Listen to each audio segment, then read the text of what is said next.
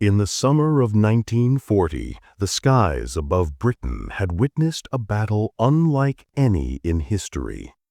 Hundreds of German aircraft darkened the horizon daily, intent on crushing the Royal Air Force and paving the way for invasion. Yet against all odds, the RAF had prevailed.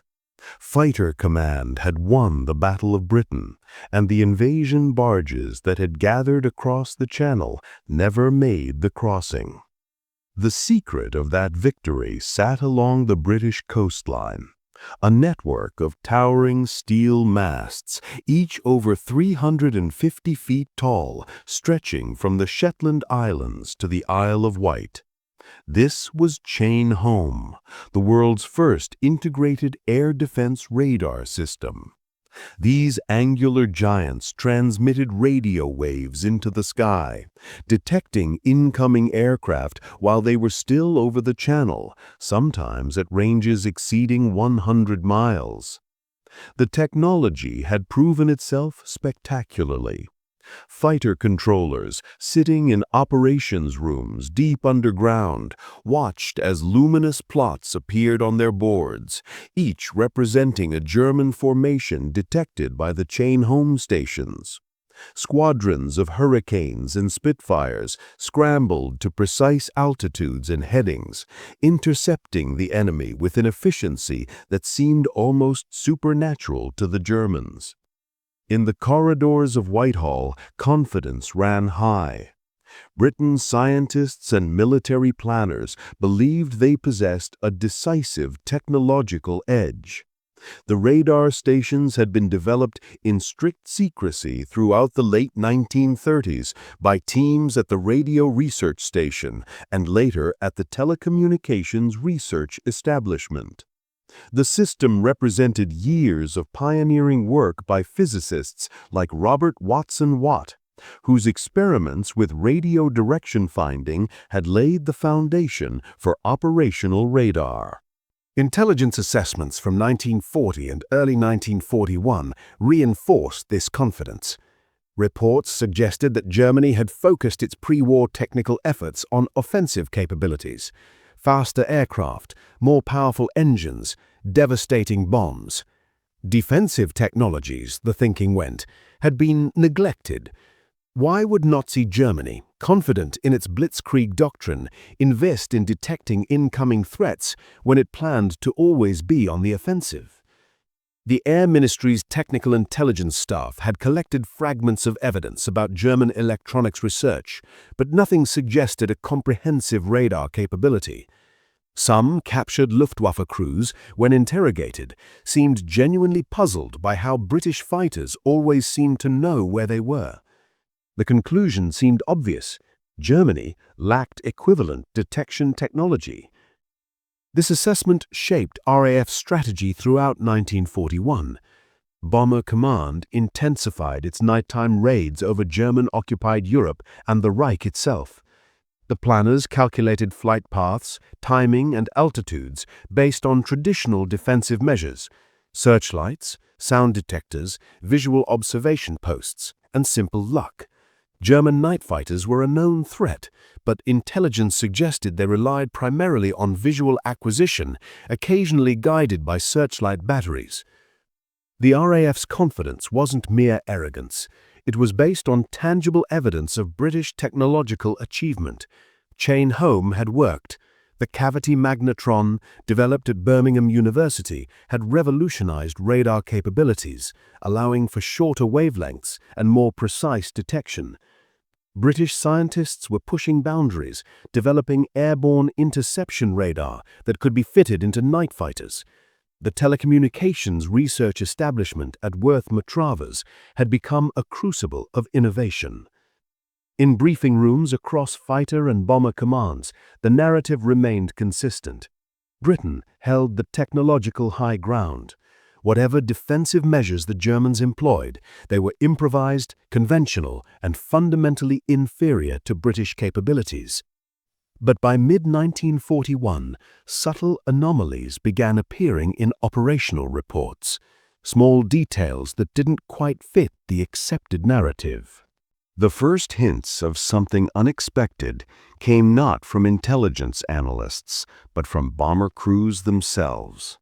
Squadron after squadron returned from raids over Germany with troubling observations. The German defenses seemed to react too quickly, too precisely. During a raid on Cologne in March 1941, multiple Halifax bombers reported encountering night fighters far earlier than expected, sometimes before they had even crossed into German airspace. The interceptions weren't random. The German aircraft appeared at specific altitudes, on precise headings, as if they had been vectored to exact coordinates. Debriefing officers initially attributed these encounters to luck or improved German observer networks. Perhaps coastal watchers were simply getting better at their jobs. Perhaps the clear moonlight that month had made the bombers more visible. But as similar reports accumulated through April and May, the explanations began to feel inadequate. The pattern was consistent. German night fighters appeared too early, positioned too accurately, and pressed their attacks with a determination that suggested they knew exactly where their targets would be. It wasn't the random patrolling that British intelligence expected. It was systematic, coordinated, methodical. Then came the anti-aircraft fire.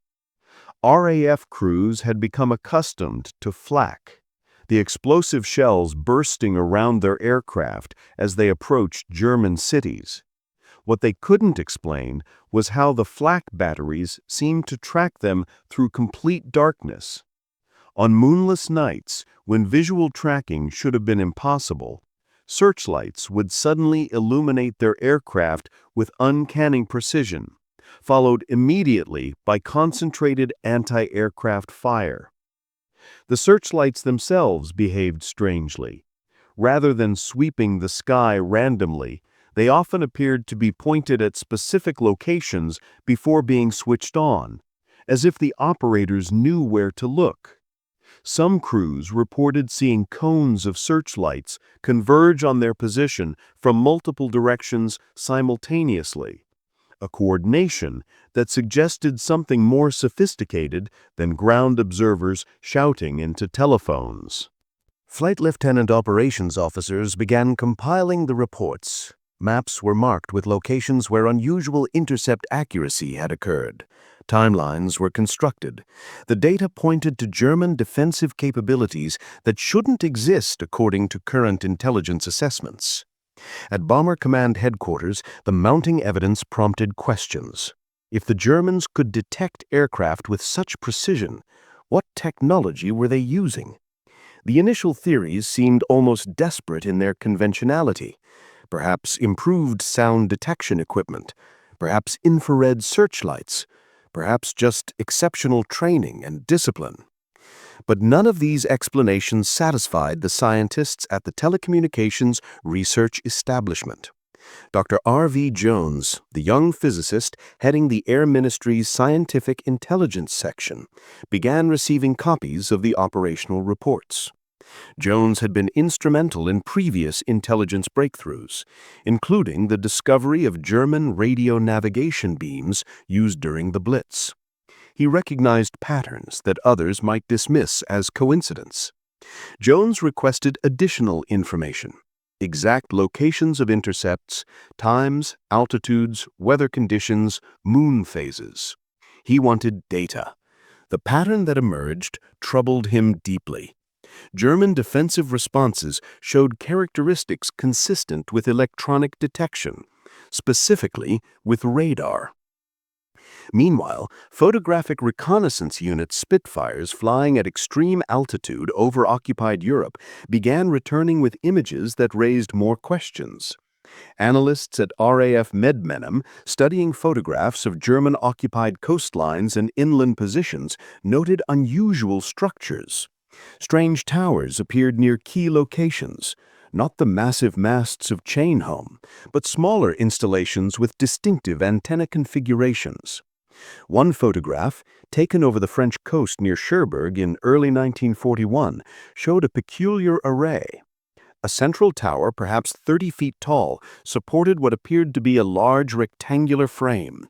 The structure was surrounded by what looked like operational buildings and power installations. The configuration was unfamiliar, but its location, overlooking the channel approaches, was strategic. More photographs followed. Similar installations appeared near Bremen, Hamburg, along the Dutch coast, and protecting German industrial centers. The towers varied in design, but all featured antenna-like structures. Some appeared to rotate. Intelligence officers marked each location on master maps, and a pattern emerged. The installations formed a network protecting the Reich's western approaches. Dr. Jones convened a meeting with RAF intelligence officers and technical experts from the telecommunications research establishment. They laid out the photographs, operational reports, and intercept data. The cumulative evidence pointed toward a conclusion that contradicted every previous assessment. Germany possessed operational radar. The scientists began reconstructing what they could from photographic evidence. The larger installations, with their rectangular antenna arrays, appeared to be long-range detection systems. The designation Freya would later be confirmed through intercepted communications. These stations operated on frequencies around 120 MHz, close to British chain-home frequencies, but with important differences in design. More concerning were smaller installations that began appearing in photographs from mid-1941. These featured parabolic reflectors, typically about 10 feet in diameter, mounted on turntable-like bases. The dishes could rotate and elevate, suggesting precision tracking capability. This system, later identified as Würzburg, represented a significant technological achievement. A mobile, accurate fire control radar that could guide night fighters and aim anti-aircraft batteries with unprecedented precision. The British hadn't anticipated this. Intelligence assessments had assumed German electronics research lagged behind British efforts. The reality documented in these photographs told a different story. The Germans had developed not one, but multiple radar systems, each optimized for specific roles within an integrated air defense network. Further evidence came from signals intelligence. Y-service listening stations in Britain, which monitored enemy radio communications, began detecting unusual electromagnetic emissions from the continent. The signals had characteristics consistent with pulsed radar transmissions. Frequency analysis suggested multiple systems operating simultaneously across different bands. Technical analysis revealed sophisticated design choices. The Freya system used a different approach than chain-home. It operated at higher frequencies with more focused beams, trading ultimate range for improved accuracy and mobility. The Würzburg radars operated at even higher frequencies, around 560 MHz, enabling them to generate narrow beams that could track individual aircraft with the precision needed for fire control. By autumn 1941, the evidence had become overwhelming. Photographic reconnaissance had identified dozens of radar sites. Operational reports consistently described defensive behaviors impossible without electronic detection. Signals intelligence confirmed the emissions. Even captured German equipment, recovered from downed aircraft, contained components consistent with radar-directed systems. The telecommunications research establishment analysts prepared their assessment. The document, classified Most Secret, outlined the extent of German radar development. It detailed the Freya early warning system, the Würzburg precision tracker, and evidence suggesting additional systems under development. The report concluded that Germany not only possessed operational radar, but had developed capabilities that in some respects matched or exceeded British systems. The implications were profound. Every bombing raid, every tactical plan, every strategic assessment had been based on the assumption that Britain alone possessed comprehensive radar coverage. That assumption was now demonstrably false. The time had come to brief senior command. The conference room in Whitehall was understated. Wood paneling, a long table, chairs arranged with military precision. Maps covered the walls, marked with colored pins representing airfields, target zones, and defensive positions. On an autumn morning in late 1941, senior officers from the Royal Air Force filed in alongside civilian scientists from the Telecommunications Research Establishment. Air Marshal Sir Philip Joubert, Assistant Chief of the Air Staff, took his position at the head of the table. Also present were representatives from Fighter Command, Bomber Command, Intelligence Directorates, and Technical Services. Dr. R.V. Jones sat with a folder of classified reports and a stack of aerial photographs. The purpose of the meeting had been conveyed in advance: a reassessment of German defensive capabilities based on recent intelligence. But the full implications hadn't been spelled out. Some officers arrived expecting a routine technical briefing. They would leave understanding that the air war had fundamentally changed. Jones opened with the photographic evidence. Large prints were passed around the table. Images of the French coast, of installations near German cities, of the distinctive radar towers. He pointed out the Freya stations with their characteristic rectangular arrays, the smaller Würzburg dishes mounted on rotating platforms. Each photograph had been annotated by Medmenham analysts, noting antenna dimensions, power installations, and operational buildings. "These are not listening posts," Jones stated. "These are not sound detectors or conventional observer stations. The antenna configurations, the power requirements, the strategic placement, all are consistent with operational radar systems." He continued methodically, presenting signals intelligence data. Electromagnetic emissions detected from the continent showed pulse characteristics and frequencies consistent with radar operation. The timing of these emissions correlated with operational reports from bomber crews. German defenses became active precisely when these signals intensified. Then came the operational evidence. Jones walked the room through months of incident reports, night fighters appearing with suspicious accuracy, anti-aircraft fire tracking bombers through total darkness, searchlights converging as if guided by invisible hands. Each incident, taken alone, might be explained by chance or skill. Collectively, they described a defensive system that could detect and track aircraft electronically. An RAF group captain interrupted. "Are we certain these aren't captured British systems? Could they have copied chain home from recovered equipment?" Jones shook his head. "The technical characteristics are different. The Freya operates at higher frequencies than chain home with a more focused beam. The Würzburg is even more sophisticated. It's a precision tracking radar that we believe can follow individual aircraft accurately enough to direct fire control. These aren't copies, they're independent developments." The room absorbed this information in silence. An Air Vice Marshal from Bomber Command leaned forward. "How extensive is this network?" "We've identified over 40 major installations," Jones replied, "primarily along the coast and protecting industrial centers. But the mobile nature of the Würzburg units means there could be many more that haven't appeared in photographs. we must assume coverage across much of occupied Europe and the Reich itself. The implications rippled through the room.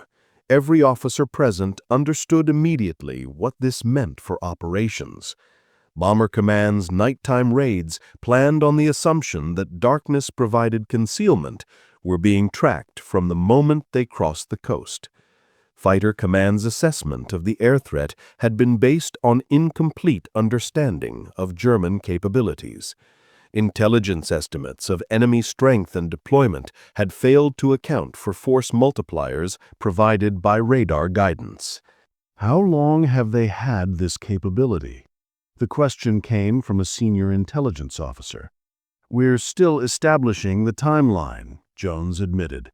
Photographic evidence suggests at least mid-1940, possibly earlier. Some installations appear to have been operational during the Battle of Britain, though we didn't recognize them at the time. The revelations settled over the room like cold water. During Britain's desperate fight for survival, when Chain Home had been celebrated as a decisive advantage, the Germans had possessed their own systems. The comfortable narrative of British technological superiority had been an illusion. Air Marshal Joubert broke the silence. Recommendations? Dr. Jones glanced at the TRE representatives before responding. First, we need comprehensive mapping of all German radar installations. Every photograph, every signals intercept, every operational report must be analyzed for radar indicators. Second, we must develop countermeasures, electronic jamming, deception, possibly direct attacks on the installations themselves. Third, tactical adjustments, flight paths that minimize radar exposure, timing that exploits gaps in coverage, altitude variations that might confuse tracking. A Bomber Command planning officer spoke up. This will require complete revision of our raid profiles. Routes, altitudes, spacing, timing, everything we've developed assumes the enemy is blind beyond visual range. Correct, Jones confirmed. And there's more. If the Germans have advanced to this level in radar development, we must assume they're working on further improvements. Airborne radar for night fighters, ground-controlled interception systems, possibly even radar that can distinguish individual aircraft within a formation. We're not just catching up to their current capability, we need to anticipate what they'll develop next. The discussion continued for another hour. Technical questions about frequencies, power outputs, range capabilities. Operational questions about raid timing and routing. Strategic questions about resource allocation between offense and defense. But the fundamental revelation had already been absorbed. The air war was far more balanced than British planners had believed. As the meeting concluded, orders were drafted. Photographic reconnaissance would intensify over known radar sites. Signals intelligence would prioritize electromagnetic spectrum monitoring. The TRE would accelerate work on jamming equipment and radar countermeasures. Bomber Command would begin testing alternative approach routes and tactics. But perhaps most significant was the psychological shift. The assumption of technological superiority had evaporated. In its place came a more realistic, more cautious, and ultimately more effective approach to the air war. The officers filed out of the conference room, carrying folders thick with classified assessments. Behind them, the maps remained on the walls, now marked with new symbols representing German radar sites, a network of electronic sentinels that Britain had been fighting against, unknowingly, for over a year. The meeting in Whitehall marked a turning point in how Britain prosecuted the air war. The recognition of German radar capabilities forced a complete reassessment of operational planning. Bomber Command began developing new tactics, lower altitude approaches to slip under radar coverage, coordinated raids that attempted to saturate German defenses, carefully timed feints to draw night fighters away from main formations. More significantly, it accelerated Britain's work on electronic warfare. The existence of German radar made jamming and deception essential capabilities, not theoretical possibilities. Within months, British bombers would carry the first electronic countermeasures equipment. Strips of aluminum foil cut to specific lengths would be developed to create false radar returns, confusing German systems. Ground-based transmitters would broadcast false signals to interfere with radar operation. The intelligence windfall from recognizing German radar extended beyond mere tactical adjustments.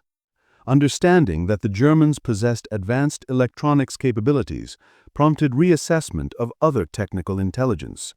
If they had radar, what else might they have developed in secret?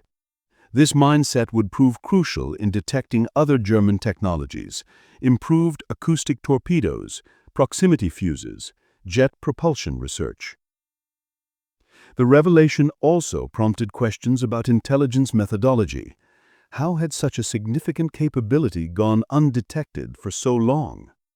The answer lay partly in assumptions. British planners had believed their own propaganda about German technical backwardness. It lay partly in the fragmentary nature of intelligence. Individual reports about good German defensive accuracy had been dismissed as anomalies until someone connected them into a pattern. And it lay partly in the difficulty of photographic interpretation. Radar installations are difficult to identify if you're not looking for them. But perhaps the deepest lesson was about the nature of modern warfare itself. Technology had become as important as tactics, electronics as vital as explosives. The chain of developments that followed from this meeting, radar countermeasures, electronic warfare, signals intelligence, would shape not just the remainder of World War II, but the entire subsequent evolution of military technology. In the decades after the war, veterans from both sides would write memoirs describing the radar war. German radar operators recalled tracking British formations across hundreds of miles. British bomber crews remembered the night the jamming equipment first worked, when searchlights and fighters suddenly seemed confused, disoriented. Scientists from both nations would meet at conferences, finally able to discuss openly the technologies they'd developed in secret. The Würzburg radar that had so concerned British intelligence in 1941 would eventually be captured. In February 1942, British commandos conducted Operation Biting, a raid on a German radar installation at Bruneval on the French coast. They dismantled key components of a Würzburg system and evacuated them to Britain, confirming the technical assessments made from photographs and signals intercepts. The captured equipment revealed sophisticated engineering, further evidence that the technological race was far more competitive than British confidence had initially suggested. The story of Britain discovering German radar is ultimately a story about recognizing reality. It's about the difficult moment when comfortable assumptions must be discarded in favor of uncomfortable facts. It's about intelligence officers who connected disparate pieces of evidence into a coherent picture. It's about scientists who looked at photographs and saw not mysterious structures, but familiar principles applied in unfamiliar ways. And it's about military leaders who, when presented with evidence that contradicted their beliefs, chose to adapt rather than deny. That autumn meeting in Whitehall didn't win the war, but it marked the moment when Britain began fighting the war that actually existed, rather than the war it had imagined. The Germans had radar. They had always had radar, and acknowledging that fact, however late, was the first step toward countering it.